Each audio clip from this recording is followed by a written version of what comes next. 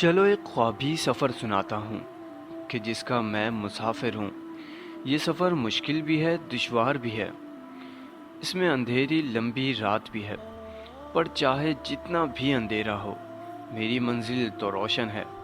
وہاں سورج بھی ہے، چاند بھی ہے، ستاروں کا سارا جہان بھی ہے۔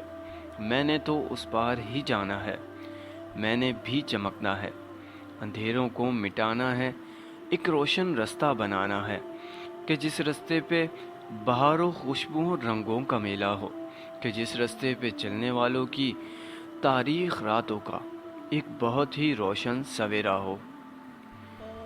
میں یہ نظم اپنی ڈائری میں لکھ رہا تھا کہ آنے والی سوچوں میں ڈوبتا چلا گیا۔ ڈاکٹر مجھے سمجھا رہی تھیں، دیکھو بیٹا، ہماری آنکھ میں ایک طرح کا پردہ ہوتا ہے، جیسے سینما میں بڑے سے پردے پر لائٹس کے ذریعے مووی دکھائی جاتی ہے، بالکل اس طرح کا پردہ۔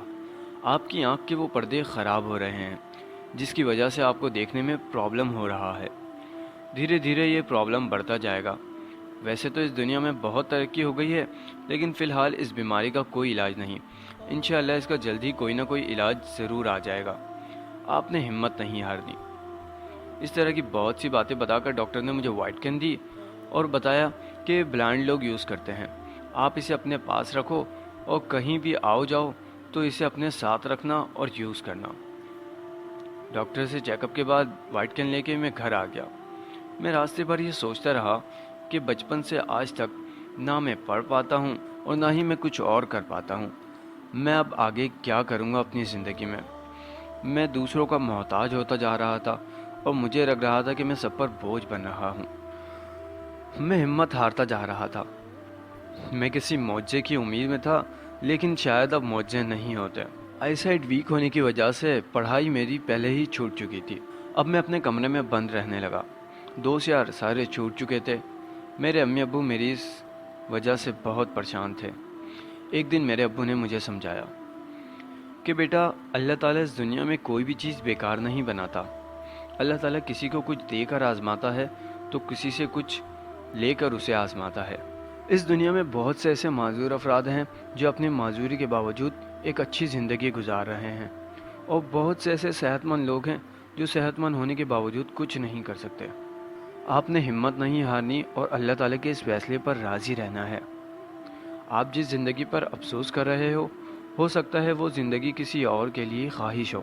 آپ نے ہمت بالکل نہیں ہارنی اور اللہ تعالیٰ کے اس فیصلے پر راضی رہنا ہے۔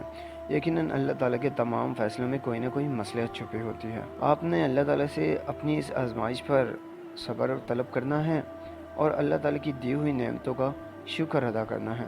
اللہ تعالیٰ آپ کی مدد ضرور کرے گا۔ پھر میں نے سوچا کہ کب تک میں دوسروں کا محتاج رہوں گا اور کب تک دوسروں پر بوجھ بنتا رہوں گا۔ بلائنڈ ورلڈ کی اویئرنیس نہ ہونے کی وجہ سے میں نے اپنے کزن کے ساتھ اس کے مدرسے میں ہی داخلہ لے لیا۔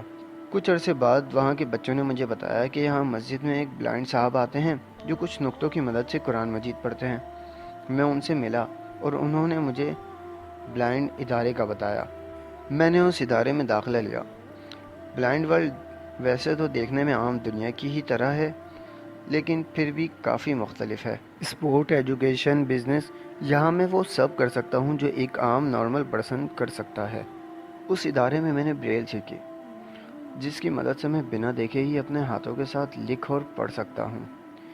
بہت سے ایسے سافٹ ویئر ہیں جن کی ذریعے موبائل اور کمپیوٹر چلانا سیکھا، جس کی مدد سے میں نہ صرف پوری دنیا سے رابطے میں رہ سکتا ہوں بلکہ اب ایسے بہت سے کام کر سکتا ہوں جو عام دنیا کا نارمل بندہ نہیں کر سکتا۔ میں نے سیکھا کہ کیسے میں بند آنکھوں سے پوری دنیا دیکھ سکتا ہوں۔